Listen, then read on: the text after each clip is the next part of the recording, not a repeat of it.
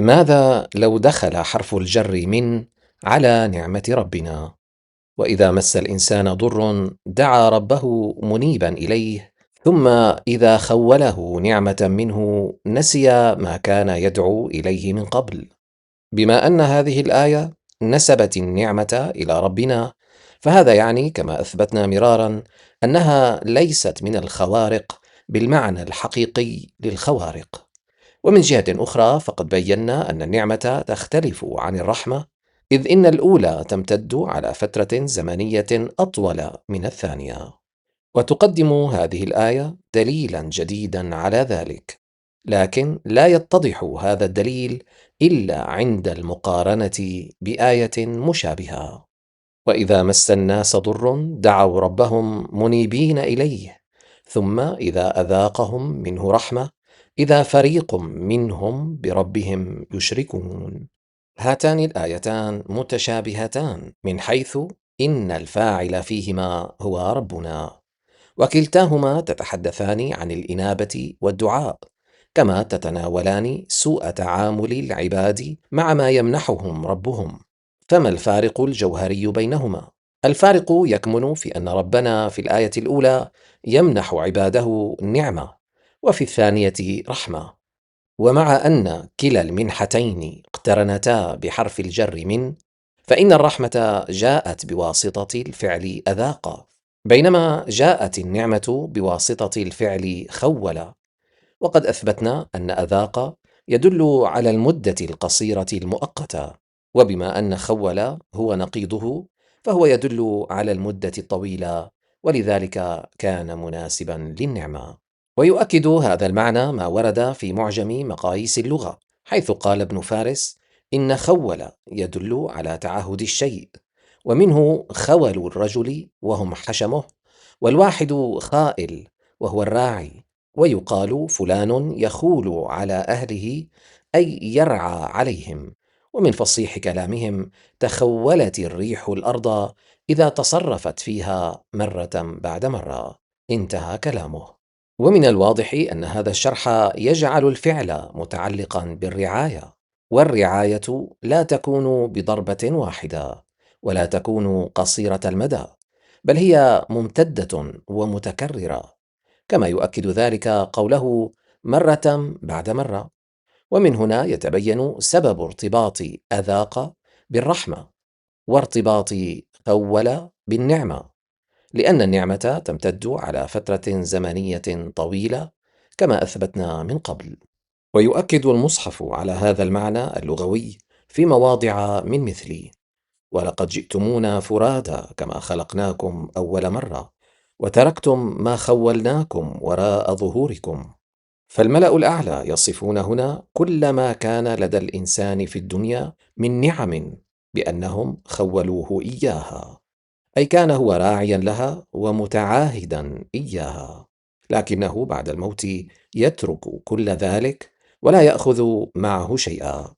وهذا يدل على أن تلك النعم كانت ممتدة على مدى زمني طويل، ولذلك صح التعبير بتخويلها.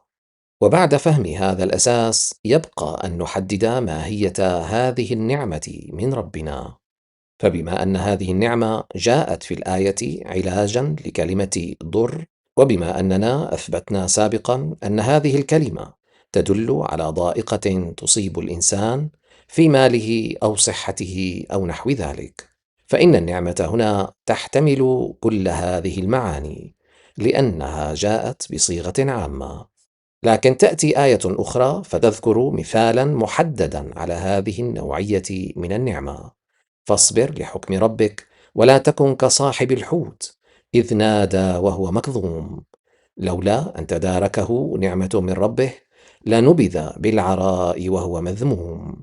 فهذه الآية تبين أن يونس لولا هذه النعمة لنبذ بصيغة المبني للمجهول، الصيغة التي أثبتنا سابقا أنها تدل على تعدد الفاعلين، كما بينا أن كلمة وهو تفيد معنى بما أنه، فيصبح المعنى أن يونس لولا نعمة من ربه لنبذه بالعراء أكثر من فاعل. وذلك بسبب صفات فيه كانت ستجلب له الذم لا المديح. ثم يوضح المصحف نوعا من هذا النبذ بقوله: فنبذناه بالعراء وهو سقيم وأنبتنا عليه شجرة من يقطين. فهذه الآية تثبت أن النبذ قد وقع فعلا، فكيف تنفي الآية السابقة النبذ عنه؟ السر يكمن في أن سورة القلم نفت أن يكون النبذ صادرا عن أكثر من فاعل، بينما تثبت سورة الصافات وقوع نوع واحد من النبذ، وهو النبذ الصادر عن الملأ الأعلى. ومن المؤكد أن نبذ الملأ الأعلى يمثل عقوبة، وذلك لآيات من مثل: فأخذناه وجنوده فنبذناهم في اليم فانظر كيف كان عاقبة الظالمين. فالنبذ في المصحف هو طرح الشيء باستهتار كتقليل من قيمته، ويقابل ذلك استعمال آخر للفعل حين يكون الفاعل هو ذاته المفعول به، فحملته فانتبذت به مكانا قصيا. فهنا مريم هي التي نبذت نفسها، أي اعتزلت الناس بإرادتها، فالفعل لازم غير متعد إلى غيره، ويعني بهذه الصيغة الاعتزال والخلوة. وفي موضع آخر يكون الناس هم الفاعل: وإذ أخذ الله ميثاق الذين أوتوا الكتاب لتبيننه للناس ولا تكتمونه فنبذوه وراء ظهورهم. وبالعودة إلى الآية في سورة القلم يتضح أن معناها أن يونس لولا تلك النعمة لأضيف فاعل آخر إلى الفاعل الأساسي في عملية نبذه، أي كان سيضاف على الملأ الأعلى. وهذا الفاعل الإضافي كان يمكن أن يكون الناس بنبذهم له، أو يونس نفسه باعتزاله الناس، لكن هذين الاحتمالين لم يقعا، وذلك بسبب تلك النعمة. ولكن وقع النبذ من جهة واحدة فقط. فما هي هذه النعمة التي منعت هذين الاحتمالين؟ الآية التي ذكرت اليقطين تشرح ذلك بوضوح.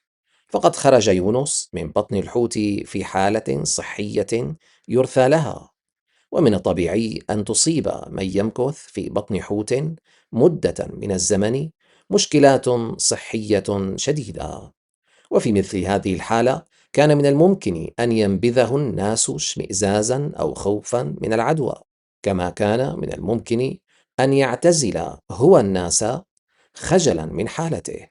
لكن إنبات شجرة اليقطين كان سببا في تعافيه واستعادة صحته، حتى كأنه لم يكن به سوء.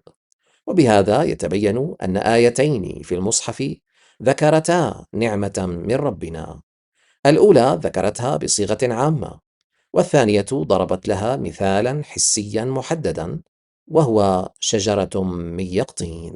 وحرف الجر من المرتبط بهذه النعمة سبب ذكره واضح، وهو أن هذه النعمة مدركة بالحواس، قابلة للفهم والتحليل، وليست من عالم الغيب. فالشجرة اليقطين كائن مادي من عالمنا يمكن دراسته بسهولة. بناء على ما سبق، يتضح الفهم الخاطئ للآية الذي ذهب إلى أن هذه النعمة هي سبب خروج يونس من بطن الحوت. فالآية لا تتحدث عن لحظة كونه في الحوت، بل عن مرحلة ما بعد خروجه منه. وتسميته بصاحب الحوت لا تعني أن كل ما ورد عنه متعلق بفترة وجوده في بطن الحوت، إذ من الطبيعي لمن قضى مدة هناك أن يبقى ملقبا بهذا اللقب حتى بعد خروجه.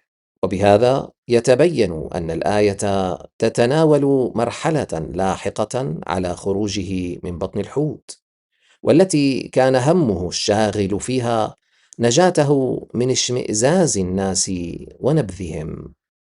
الحمد لله رب العالمين.